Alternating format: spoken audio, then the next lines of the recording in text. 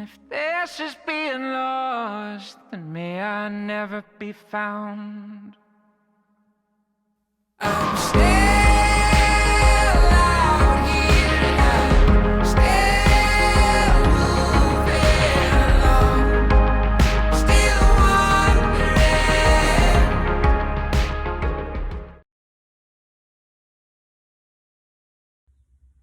This video is my inaugural car camping road trip. I started in Phoenix at the end of my assignment, which was in December, and I was going to my next assignment in Fort Worth. My apartment wasn't going to be ready for 2 weeks in Fort Worth, so I had plenty of time to get there and to car camp in between. I didn't have a cooler. I started out with one of my plastic Rubbermaid bins filled with jugs of water and a couple other things for Milo.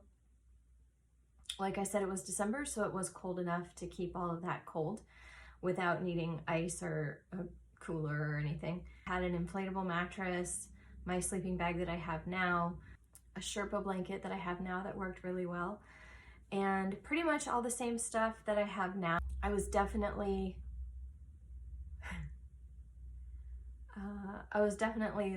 learning as I went. Hey, leave it. Leave it. No. No. Leave it. Leave it. Good boy. Leave it.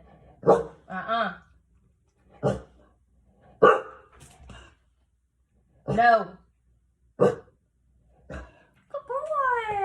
That was so good. You did a good job. You did a good job. Oh, God. Okay, you want to lay down?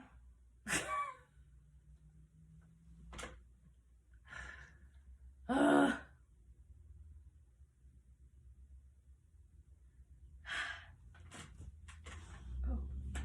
Anyway. Oh. A dog just passed by. And Milo is obviously a big fan. What was I saying? Oh, I give like 4 tours. I think 3 of them are too dark really to see much, but they're still entertaining, so I kept them in there. Feel free to fast forward through them if you want to. So that's all, and I hope you enjoy the video. Afterwards, you're gonna get some updates from me. See you in a few.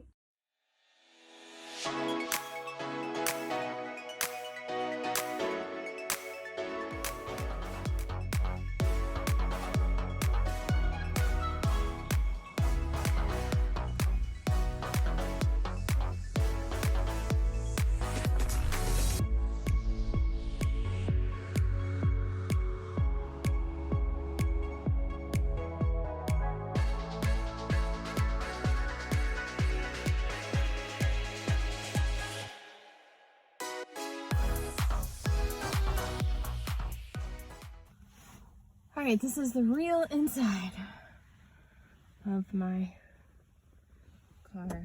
I'm at a well-lit rest stop.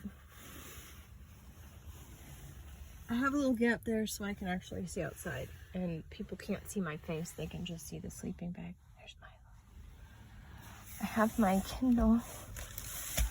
My back window is all covered, and I can fix this.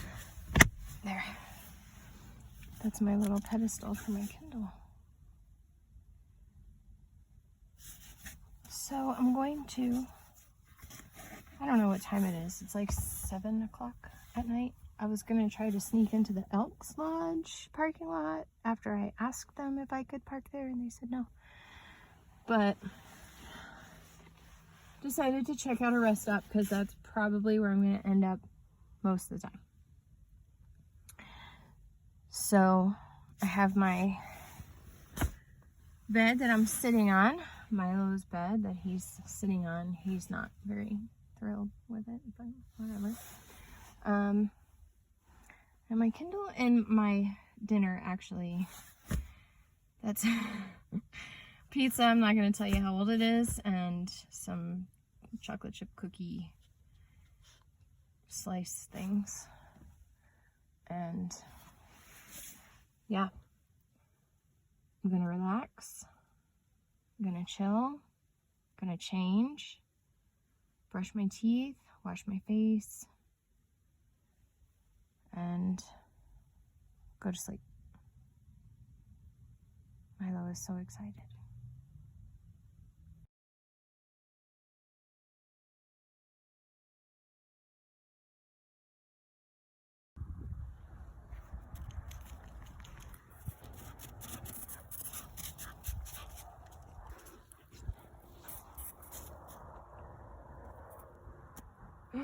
Oh, that's what's okay. Well, that's happened before. Go.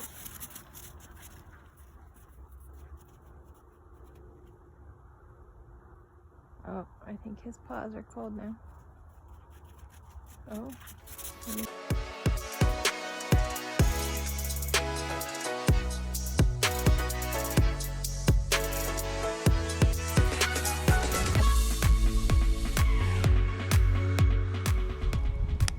We made it to the campsite in Las Cruces. Milo's here, he's exploring. There he is.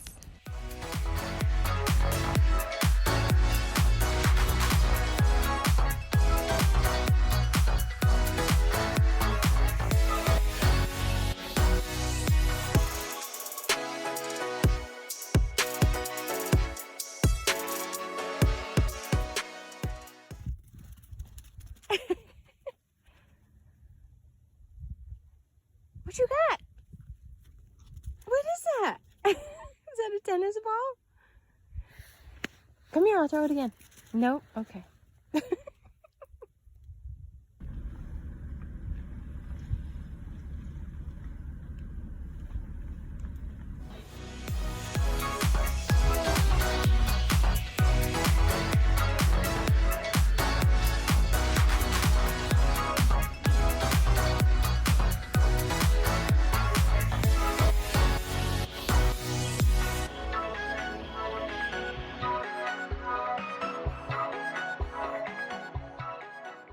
Quick story, the gentleman in this white SUV came over to me while I was trying to get my stuff set up to go to sleep and kept speaking to me in Spanish, and I think he was offering me a hotel room in the hotel across the street, but I couldn't understand him because he wouldn't speak English.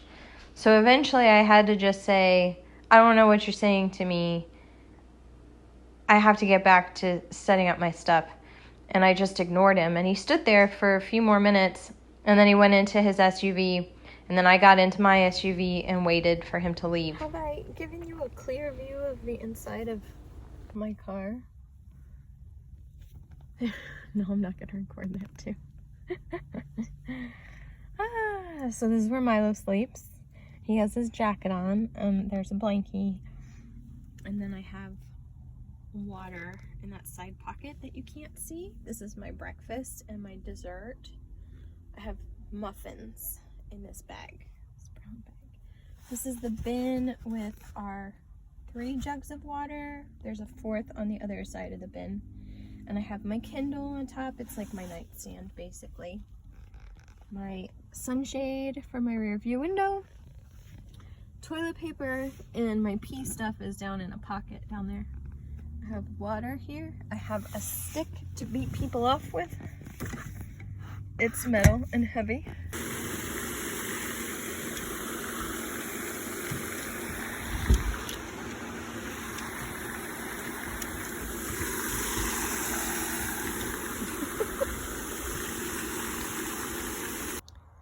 Milo got 20 minutes of Furminator brushing.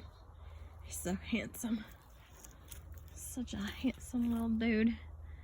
Right? Aren't you so handsome? Yes. Say hello to my mom. She takes good care of me.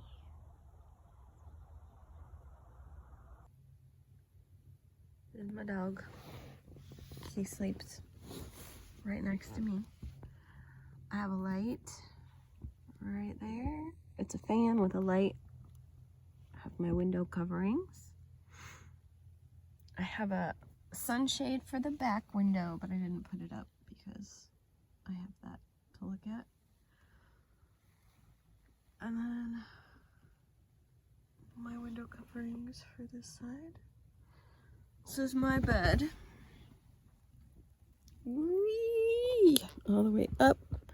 It's my heater right there. Don't tell anybody. It's one of my bins. A bag of clothes there. Another bin there.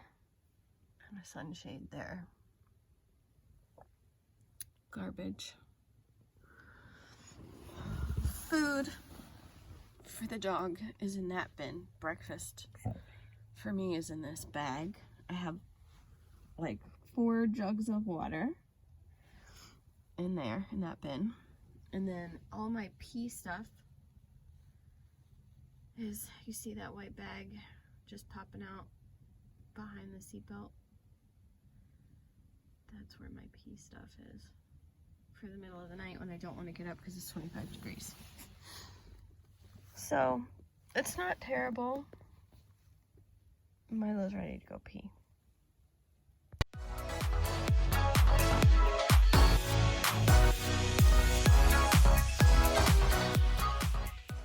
I just wanted to hop back on real quick and give you guys, give you guys some updates on my life, because I don't get to see you and I don't get to talk to you as much as I'd like to. And I think that when you're the person who is out of like the bubble, right? Let's say Florida's the bubble. When you're the person who's out of the bubble, like to me, I go on with my life, but everyone is still in Florida, and I still think of you guys a lot. But I think for a lot of people, and I'm not blaming anyone and I'm not pointing fingers and I'm not saying that it's bad, because it's not, it's just normal. When one of your friends is outside of the bubble, it's kind of like out of sight, out of mind, and your whole life is happening within the bubble and you don't really give much consideration to what's happening outside of the bubble. So I try to reach out and, you know, make contact and keep in touch. And I used to post on Instagram. I don't have a Facebook anymore, so you can't catch up that way. But anyway, here's what's been happening. This has been a really interesting, pretty much 7 months of my life here in Wisconsin. I've been training Milo, which is something that I've been trying to do for the past 2 years that I've had him, 2.5 years. And he is making progress. Previously, had he seen that dog walking by, he would not have stopped barking. And I would have had to like get him off the bed and take him out of the room, blah, blah, but he's doing better. The catalyst for that is that he broke my finger. This is the broken one. I was throwing something away in a dumpster and I had my leash, or his leash, not wrapped around my finger, but wrapped around my hand. And he went running after a rabbit. Just being a dog with a high prey drive, there's nothing I can do about it. So it's been in a splint. It's been probably about 5 weeks, and we'll see. It still hurts a little bit, but whatever. Number 2, if I haven't talked about it before, I'm talking about it now. I'm working on a master's degree, an MBA. If you are working on a master's degree or any kind of degree, I feel you. This is tough. It's tough to be an adult, to pretend that you're interested in whatever coursework you're doing and whatever reading you're doing, to retain that information, to analyze it and put it into a paper. It's tough to find the time. It's tough to find the tuition money. It's just, all of it is just hard. So keep going. You can do it. We're in this together. Yay. Item number 3 on my list, this YouTube channel. This is scary for me, and I like doing it. I feel like the information that I'm giving to people who are in the travel industry or want to get into the travel industry is, I feel like it's not talked about a lot. Maybe there's a stigma around for full-timers talking to travelers about getting into traveling because they don't want their managers to find out. I don't think that it should be, no one should be gatekeeping. So I have things that I learned sometimes the hard way, and I've asked a lot of questions. So now you get to know the information without having to ask the questions, unless you want to ask me in the comments, and then hopefully I can address it in the next video. People ask a lot of questions about taxes, and I want to address those questions in another episode. Just give me some time. I put an offer on a house in Wisconsin. It was accepted, and so now we're gonna do the whole process, and I'll let you know if I end up buying it, and maybe I'll give you a tour. The next, oh, that's it. It's only 4 things, I think. So that's the end of the video. Hit subscribe so you never have to spell Quinonymous ever again. Hit the like button to tell YouTube and me that you like my content, and then hit that bell so you can be notified the next time I release a video and you don't have to search for it anymore. Thanks a lot. Bye.